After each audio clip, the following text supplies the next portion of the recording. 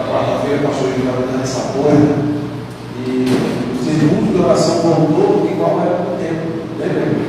O culto voltou, e eu pedi que os irmãos, cada um, para que a gente possa assistir essa sala, né? Para que nós possamos estar orando, louvando ao Senhor, né? Esse seguinte, pela manhã, esse de oração, e quarta-feira, à noite, tem de oração, tá bem? Irmão Francisco, vai orar aqui com o pastor Ivo, vem trazer a mensagem para o nosso coração essa noite.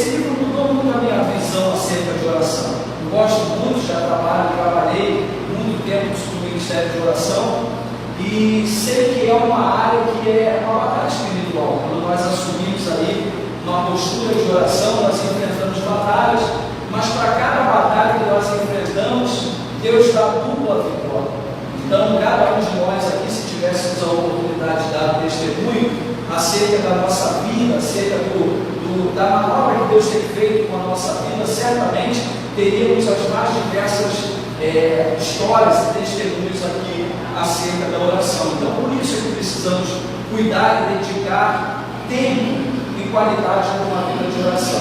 Na semana passada, nós conversamos sobre Jesus, a postura de Jesus nas mais diversas facetas que ele passou no seu ministério, da sua vida pessoal, e sobre o tema aprendendo a orar, aprendendo com Jesus na escola da oração. Hoje nós vamos estudar sobre Moisés, nós vamos conversar um pouquinho sobre Moisés, e você pode abrir já a sua Bíblia mesmo, capítulo 32 e 33, a gente vai conversar sobre esses dois textos aí, vamos passear um pouco nessa dinâmica de Êxodo 32 e 33. Moisés muito diferenciado, e a sua liderança, ela foi uma liderança diferenciada justamente por conta da postura que Moisés tinha acerca da oração. Conduzir um povo nunca é fácil. Às vezes nós conduzimos a nossa própria vida, já é uma tarefa árdua, em que todos os dias precisamos vigiar para não cair em tentação, para não repetir comportamentos negativos que vemos. Então sabemos que conduzir a nossa vida só já é um desafio imenso. Moisés, ele estava à frente de um povo, e ele tinha diversas vidas ali, milhares de pessoas sob a sua orientação, e ele precisava verdadeiramente estar ligado ao céu para poder conduzir aquele povo para tudo aquilo que Deus tinha projetado para eles. Então, nesse capítulo 32 e capítulo 33 de Êxodo, nós temos uma história muito curiosa, mas abra lá, eu falei 32, mas lá no capítulo 33 nós leremos aí do verso 12 ao verso 16, que é a base para esse sermão de hoje, e vamos navegar um pouco aí nos dois textos ao longo dessa mensagem. Êxodo capítulo 33, verso 12 a 16, nós faremos a leitura aqui, você acompanha comigo aí na sua Bíblia. A palavra de Deus diz o seguinte: Moisés disse ao Senhor: eis que me dizes para conduzir este povo, mas não me disseste quem enviará comigo. Disseste: eu conheço você pelo nome, e você alcançou favor diante de mim. Agora, se alcancei favor diante de ti, peço que me faças saber neste momento o teu caminho, para que eu te conheça e obtenha favor diante de ti. E lembra-te que esta nação é teu povo. Deus respondeu: a minha presença irá com você, e eu lhe darei descanso. Então Moisés disse: se a tua presença não for comigo, não nos faça sair desse lugar, pois como se poderá saber que alcançamos favor diante de ti, eu e o teu povo? Será que não é o fato de andares conosco de maneira que somos separados, eu e o teu povo, de todos os povos dessa terra? Moisés, ele dialoga com Deus acerca do tema dessa mensagem de hoje, que é buscando a presença manifesta de Deus. Moisés, ele tinha uma grande responsabilidade, como eu falei no início, conduzir aquele povo a trilhar os caminhos da vontade de Deus. Mas para isso Moisés precisou separar uma vida de oração, precisou se dedicar a uma vida de oração, para que tivesse as orientações diretas da parte de Deus. E aí, nesse capítulo 32 e 33, nós vemos aí algumas particularidades. Qual é o cenário que a gente tem nesse período aí, nessa fatia de história que nós temos uma parte agora? Moisés, ele separa um tempo e vai ao Monte Sinai para receber orientações de Deus. E ao subir o monte, ele permanece ali recebendo orientações do Senhor 40 dias e 40 anos. Então ele tem a oportunidade de receber as orientações que Deus queria dar para aquele povo. E ali ele permanece durante esse tempo. Só que ao mesmo tempo que Moisés está lá no cume do monte, recebendo as orientações do Senhor, Arão, ele está com o povo aqui embaixo, esperando Moisés retornar. Só que essa espera, nessa fatia, nesse espaço de tempo, não foi uma espera positiva para aquele povo. Arão foi manobrado, foi convencido por aquele povo que Moisés estava demorando demais. O povo reclamou com Arão e falou com Arão que haveria a possibilidade de Moisés não retornar do monte daquele momento separado.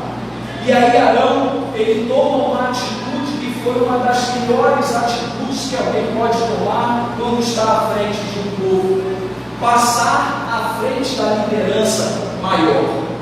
Arão, ele não se preocupa em conduzir o povo como Moisés havia conduzido até ali.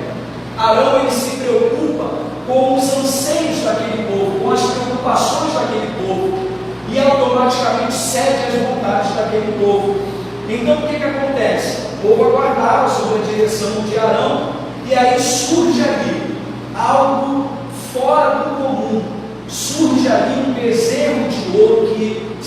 adorado pelo povo de Israel.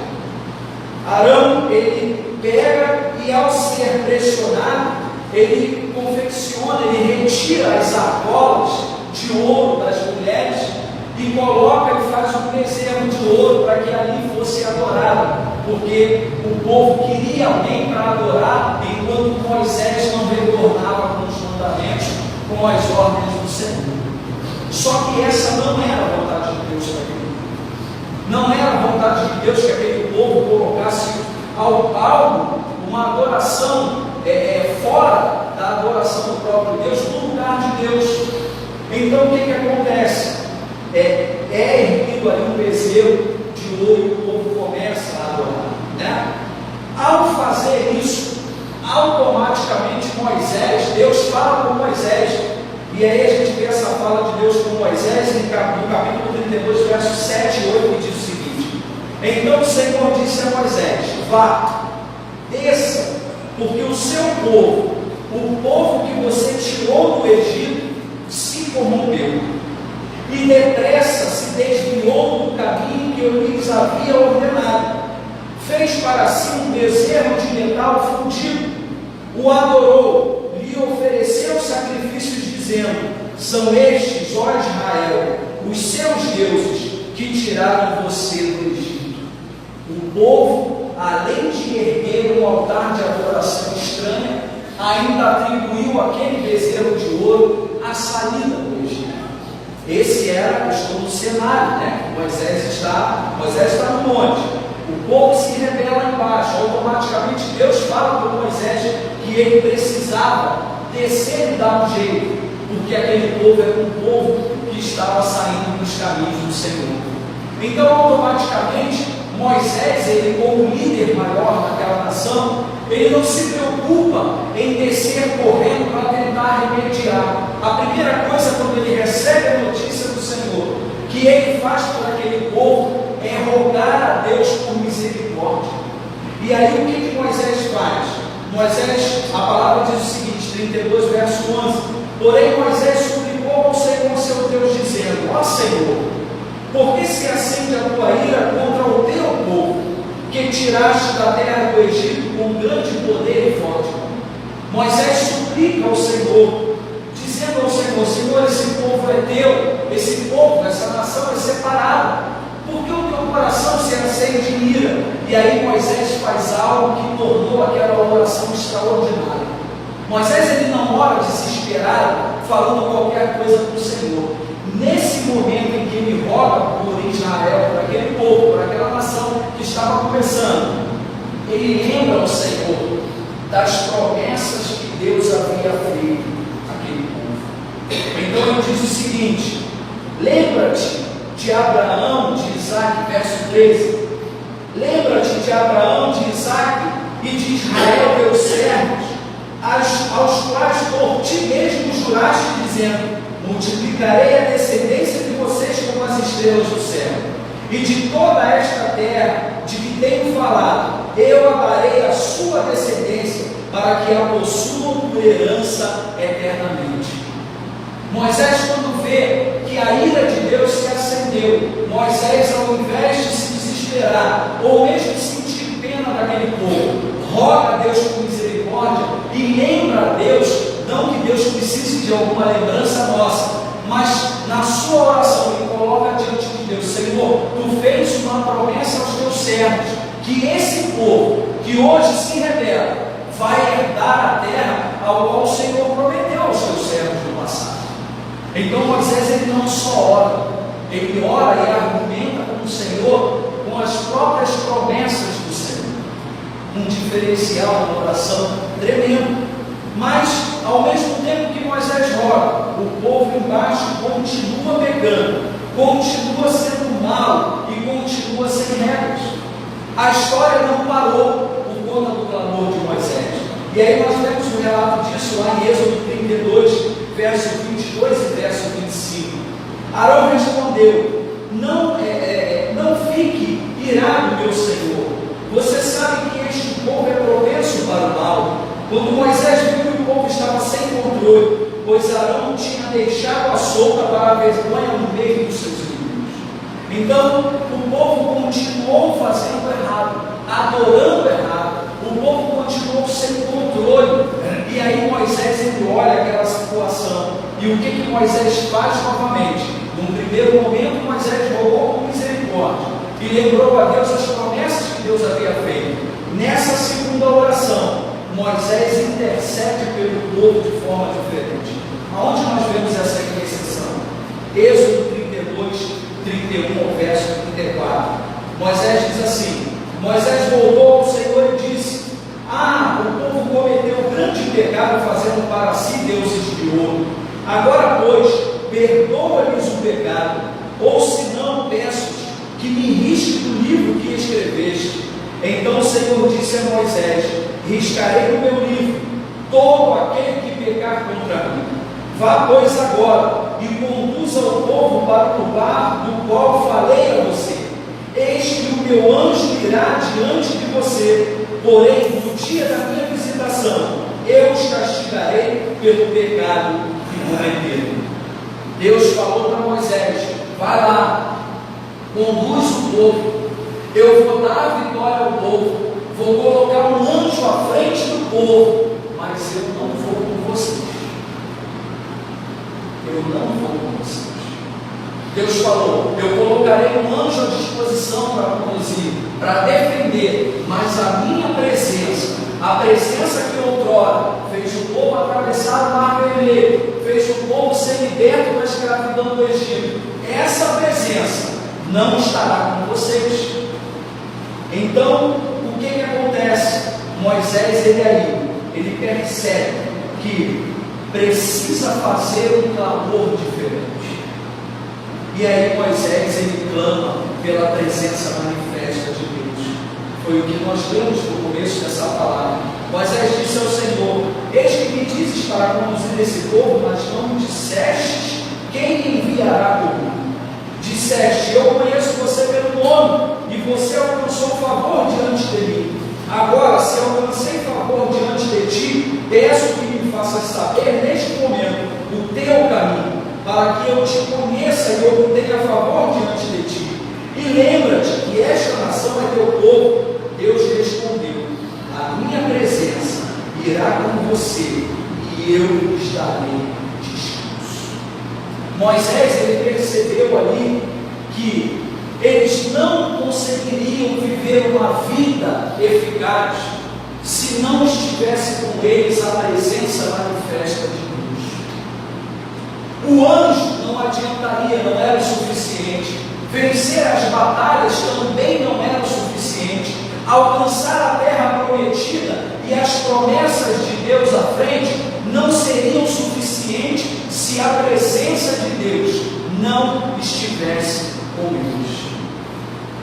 Uma reflexão cabe para nós: quantos dos nossos projetos nós às vezes tocamos e às vezes somos bem-sucedidos, mas quando olhamos no momento em que estamos no pódio, que alcançamos a vitória, olhamos para trás e vemos que a trajetória que percorremos, a presença de Deus não foi conosco. Nós precisamos tomar cuidado para que a nossa vida, na nossa vida, não falte a presença de Deus.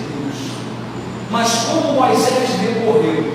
Moisés recorreu através da oração. Moisés chamou a presença de Deus novamente no meio daquele povo através da maior arma que nós temos, que é a oração. E aí eu gostaria de fazer algumas considerações para nós refletirmos acerca desse texto, de tudo que já foi falado até aqui. A primeira consideração que nós precisamos pensar é que a impaciência é a porta de entrada para o pecado. O que aconteceu com aquele povo? Eles não souberam esperar o tempo de Moisés descer para que recebessem a orientação e traçassem o caminho. Então o que aconteceu? Eles construíram aquele bezerro, adoraram a um Deus estranho, atribuíram a esse Deus estranho as obras maravilhosas que já tinham acontecido com aquele povo, enquanto Deus estava passando as orientações para Moisés. Então, a impaciência é sim uma porta de entrada para o pecado. Porque às vezes a impaciência ela vem de mão dada com aquela vontade, aquele desejo de conquistar, sem medida. A impaciência ela vem sempre acompanhada de algo que a Bíblia condena, que é a precipitação. Ela sempre vem abraçada com a precipitação. Então, quando somos impacientes e não sabemos esperar o tempo de Deus, automaticamente nós sofremos, porque tomamos as decisões erradas da nossa vida. E aquele povo sofreu justamente porque foram impacientes e não souberam esperar a orientação do Senhor. Uma segunda consideração que eu gostaria de fazer: o pecado, nós vimos que a impaciência ela é a porta de entrada. O pecado ele sempre produz a ira de Deus. Olha só o que fala a palavra aí, 32 versos 9 e 10. O Senhor disse ainda a Moisés: tenho visto que esse povo é povo teimoso. Agora, pois, deixe-me para que se acenda contra eles o meu furor e eu os consuma, e de você farei uma grande nação. Aquele povo produziu no coração de Deus a ira, em conta de estarem dedicando suas forças e o seu tempo para um Deus estranho. E essa é a pior tragédia que pode acontecer para alguém: ter Deus como juiz por conta do pecado, não como pai misericordioso. Essa é a pior tragédia que pode acontecer na nossa vida. Deus ele se manifestará a nós como Pai bondoso, mas nós, por conta do pecado, às vezes da teimosia, nos colocamos como réu, nós colocamos para ser julgados por Deus, e acende-se a ira do Senhor no coração. Então nós precisamos pensar. Nós precisamos pensar também que o pecado produz uma caminhada de vida sem Deus. Se Deus é por nós, mas e se Deus não for por nós, o que será de Deus? Se Deus é por nós, agora, e se Deus não for por nós, o que será de nós? O pecado ele produz uma caminhada sem Deus. O pecado ele vai produzir em nós consequências dolorosas e às vezes, em algum momento, consequências irreparáveis. Às vezes eu falo que é mais fácil você gastar tempo pensando na decisão que precisa tomar do que tomar precipitadamente e depois gastar às vezes a tua vida e o teu esforço para refazer aquilo de errado que você tomou. Então é mais fácil nós pensarmos, demorarmos a tomar algumas decisões e receber a resposta de Deus, para que não venhamos a sofrer isso, essa consequência dolorosa. Uma outra consideração: o único caminho para a restauração de vida é reconhecer e se arrepender dos nossos pecados. Tudo isso está incluído na oração, na vida de oração. E aonde nós vemos isso? Êxodo 33, verso 4. Olha só que interessante: quando o povo ouviu esta má notícia, pôs-se a prantear e nenhum deles usou joia nenhuma. Deus falou com o povo: olha, vocês precisam se despojar, vocês precisam deixar de lado, vocês precisam a partir de agora assumir o caminho da restauração. E para isso, vocês vão precisar se arrepender e reconhecer os seus próprios erros. Não há, e nós precisamos colocar isso na nossa cabeça, não há como ver a presença de Deus com os olhos embaçados pelo pecado, nem mesmo sentir com o coração sobrecarregado pelo pecado. É preciso reconhecer os nossos pecados, se arrepender, porque as bênçãos de Deus, sem o Deus das bênçãos, não tem valor algum. Não tem valor. Mais uma consideração para pensar: se queremos restauração, Precisamos abandonar tudo que nos afasta de Deus e nos dedicar a uma vida de oração. Olha que interessante, Êxodo 33:5. Porque o Senhor tinha dito a Moisés: diga aos filhos de Israel, vocês são um povo teimoso. Se eu fosse com vocês, ainda que por um momento, eu os destruiria por vocês. Deus falou: despojem-se, tirem tudo aquilo que traz condenação sobre a vida de vocês, abandonem, deixem de lado, para que a restauração possa começar a acontecer na sua vida. Deus estava falando para o povo. Se nós queremos a presença de Deus conosco, precisamos lançar fora tudo aquilo que desagrada a Deus na nossa vida. E assim nós vamos alcançar. Tudo isso que eu estou falando não é uma luta fácil, é uma batalha espiritual onde cada dia é um dia, onde cada momento que nós vivemos é um momento em que o próprio Deus nos dará orientação. O Marcos orou, eu sei que alguns de vocês oraram, pela questão da energia na minha casa. Eu cheguei ao posto e quando eu perguntei, a menina falou: seu Igor, não tem nada de irregularidade com o Senhor. E eu falei para a moça: eu sei, por isso eu estou aqui. A minha surpresa é saber que eu estou pagando um preço por algo que eu sou honesto. E a atendente falou para mim: seu Igor, eu não sei o que fazer. Ela não sabia o que fazer.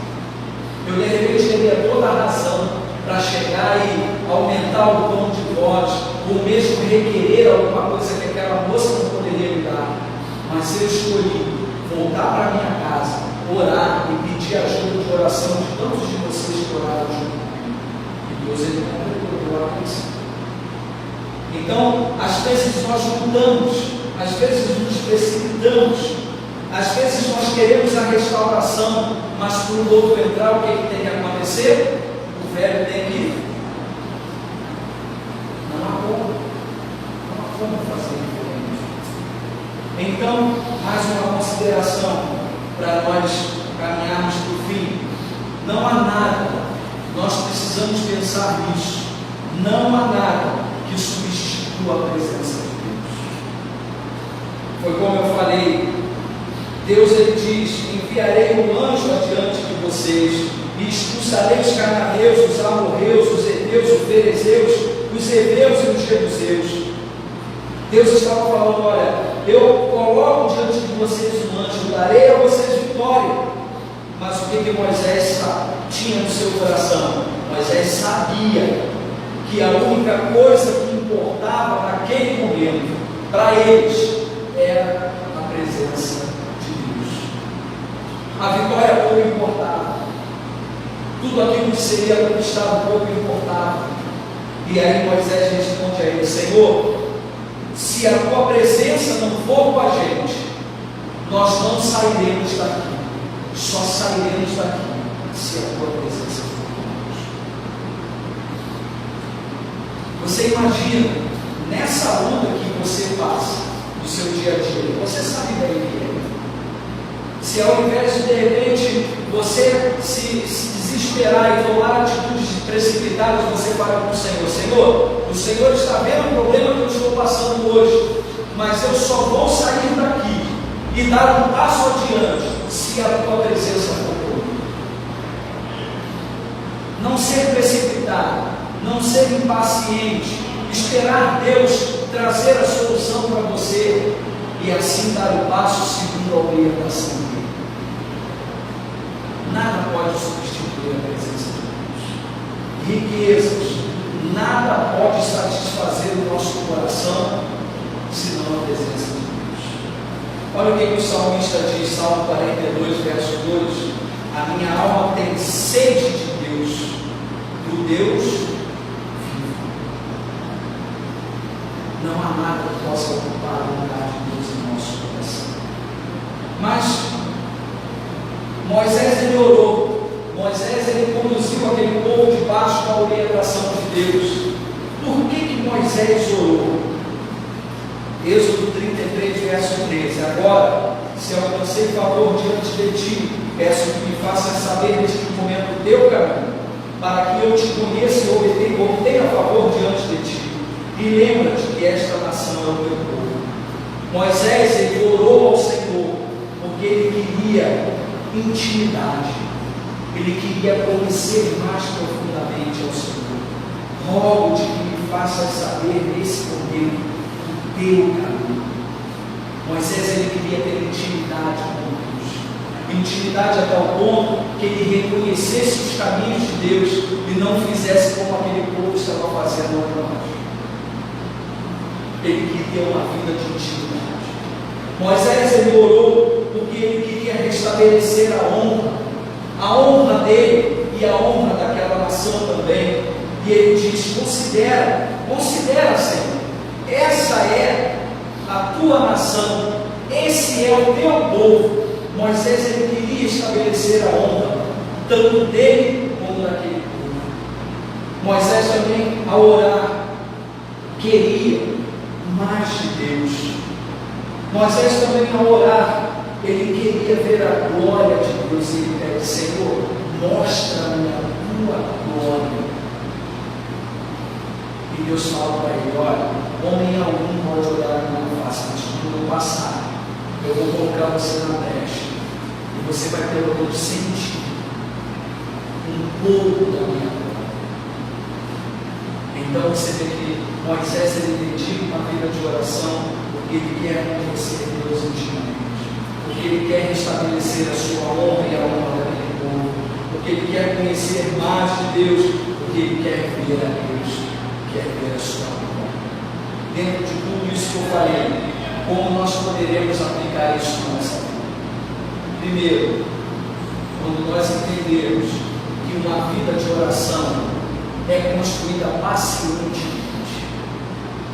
Você ora hoje, ora amanhã, ora depois, ora mais uma vez, ora enquanto Deus disser para você orar.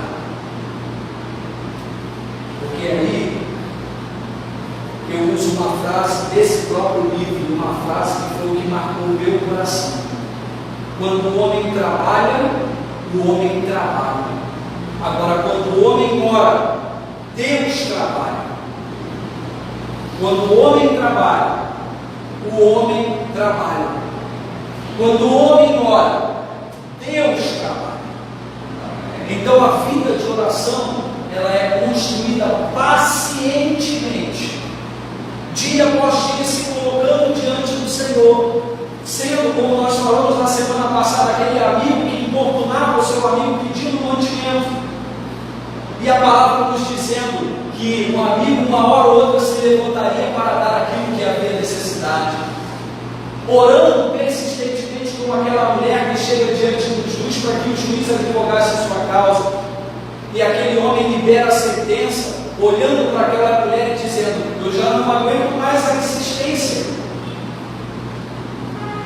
Nós precisamos construir uma vida de oração pacientemente. Pedindo não é qualquer coisa. O que Moisés fez? Primeiro ele roga ao Senhor misericórdia, lembrando a Deus a promessa que Deus havia feito, e posteriormente ele intercede pelo povo, confessando o pecado daquele povo e mostrando a Deus que ele estava com vergonha, arrependido, querendo a glória de Deus sobre ele. Segundo, nós precisamos entender que uma vida de oração é uma vida de quebrantamento. Nós não temos como chegar à presença de Deus sem estar com os nossos corações quebrantados. Quem manda é Ele, o tempo é dele, a resposta é dele. Nós precisamos chegar diante dele com um coração contrito e quebrantado, porque Ele responderá às nossas orações se assumirmos essa postura.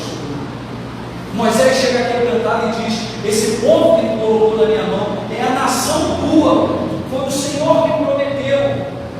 Moisés diz: Senhor, ele confessa na sua oração que ele não sabe o que fazer, ele tem um coração quebrantado.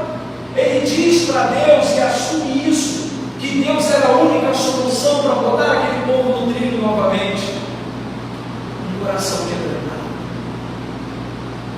Uma vida de oração é desejar ardentemente andar com Deus. Não é fácil, Deus. mas com a ajuda de Deus nós conseguimos. Nós precisamos andar com Deus, nós precisamos olhar. E hoje foi interessante, o rapaz ao fazer, religar a instalação elétrica, ele pediu desculpas por alguém que ele nunca viu. Ele falou: seu Igor, eu quero pedir desculpas ao Senhor pelo transtorno que foi feito à sua vida e à sua família.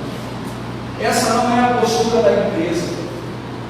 E eu pude ali falar para ele: meu irmão, fica tranquilo. Eu podia, foi como eu falei, requerer, fazer 1001 coisas, mas eu escolhi o quê? Senhor, eu vou andar contigo. Então eu não posso chegar e lançar sobre aqueles homens que estavam trabalhando a minha queixa, porque não eram eles que produziram a dor, a dificuldade.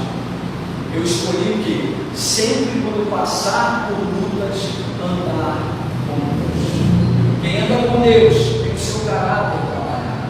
Quem anda com Deus, a justiça chega no tempo certo, sem precisar homem algum levantar a voz para defender. Quando nós andamos com Deus, até aqueles que não confessam Jesus como Salvador nos defendem, porque vê em nosso caráter o reflexo de Jesus. Mas para isso nós precisamos de uma vida de oração, precisamos escolher andar com Deus. E por último, nós precisamos entender que uma vida de oração é uma vida cheia da glória de Deus. Precisamos entender que a vida de oração é construída pacientemente, que precisa de quebrantamento, que precisamos desejar todos os dias andar lado a lado com Deus, e precisamos, para fechar tudo, querer uma vida cheia da glória de Deus.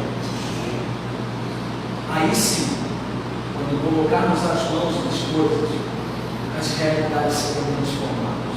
Eu confesso que eu fiquei emocionado no domingo, quando eu tive a oportunidade de ver o pastor Eliezer orando pela Maria do Lar. Eu estava atrás das câmeras. Me fez lembrar do dia que eu estava com ele no gabinete. A filha do irmão Elodilson chegou com as vistas que tinha a possibilidade de ficar cego. E ele impôs as mãos como sacerdote, como profeta. E profetizou a cura na vida daquela menina. Na semana seguinte, a família testemunhou dizendo que a possibilidade de ela ficar cega tinha sido retirada.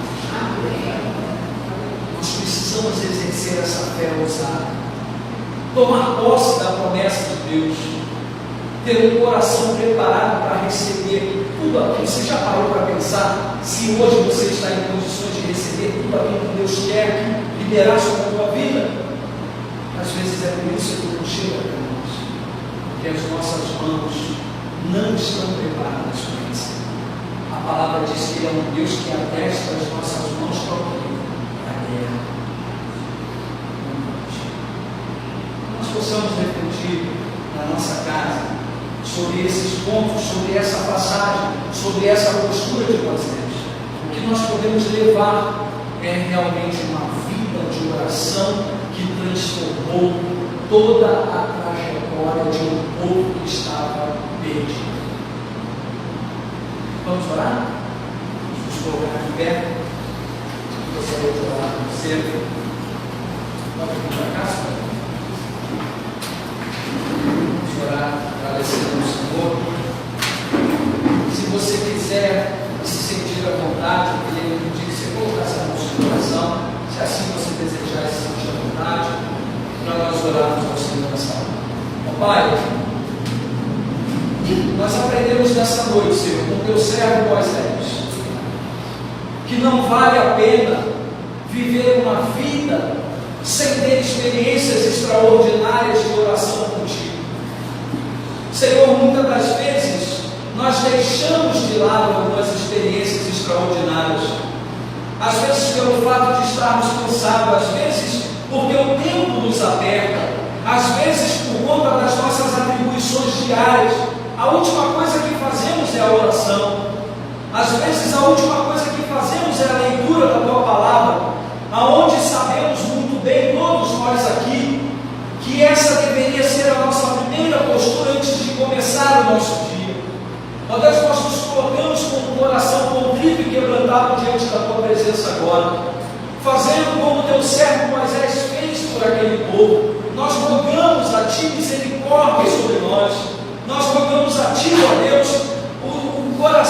Pai, trabalhado pelo Teu Espírito Santo, para nós alcançarmos todas as promessas que o Senhor nos fez. Ah, Deus, nós precisamos, ó Pai, dobrar os nossos joelhos com mais frequência. Nós precisamos, ó Pai, guerrear as nossas guerras com as armas espirituais com mais frequência. Ó Deus, que é onde sabemos que a resposta não pode vir de outra forma, nós estendermos as nossas mãos e profetizarmos a vitória. Ah, Deus, aquele povo estava perdido, o Teu servo estava recebendo as orientações do Senhor, e assim o Senhor pôde, através de Moisés, conduzir aquele povo ao que o Senhor tinha preparado.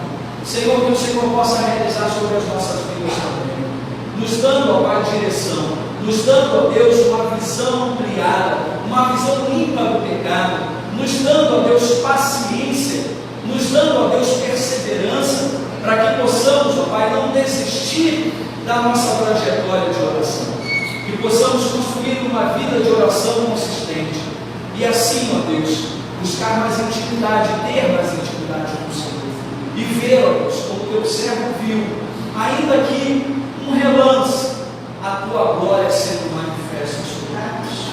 Obrigado por cada um dos Teus filhos que estiveram aqui. Obrigado, ó Deus, por todos aqueles que nos acompanham pela internet. Que em nome de Jesus possamos ver a Tua glória cada vez mais sobre nós. É assim que nós choramos, ó Pai, nessa noite. Oramos na autoridade do nome de Jesus. Amém. Amém. Graças a Deus. Queridos, que Deus abençoe a todos. Digo aqui a palavra finalizar. Semana que vem nós estaremos juntos novamente para recebermos aí mais uma palavra da parte de Deus. Amém. Augusto. Irmão, eu quero agradecer os irmãos, a palavra que Deus falou no meu coração nessa noite, falou o coração de vocês. Amém. E que Deus possa continuar nos abençoando com essa palavra maravilhosa que nós vamos levar para o nosso coração. Com certeza entramos aqui de uma forma, mas vamos sair diferente e abençoado, né?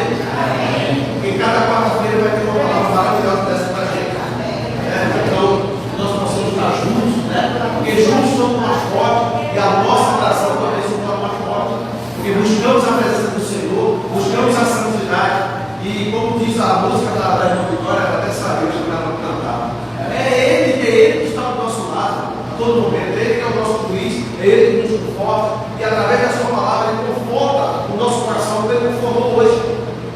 Então, que nós possamos receber essa mensagem, essa palavra, e possamos colocar em prática, porque não adianta nós ouvir e não colocarmos em prática. Se eu colocar em prática, o Senhor não vai dar a vitória que eu preciso. Por isso que eu estou muito feliz e alegre pela presença dos irmãos, né? A sala aqui já está cheia, né? Porque é resultado das nossas orações, né? De fundo em quarta-feira possa voltar, para que nós possamos louvar, né? Que a nossa posição perante o Espírito Santo, perante a Trindade é louvar, adorar, sermos obedientes e disciplinados na presença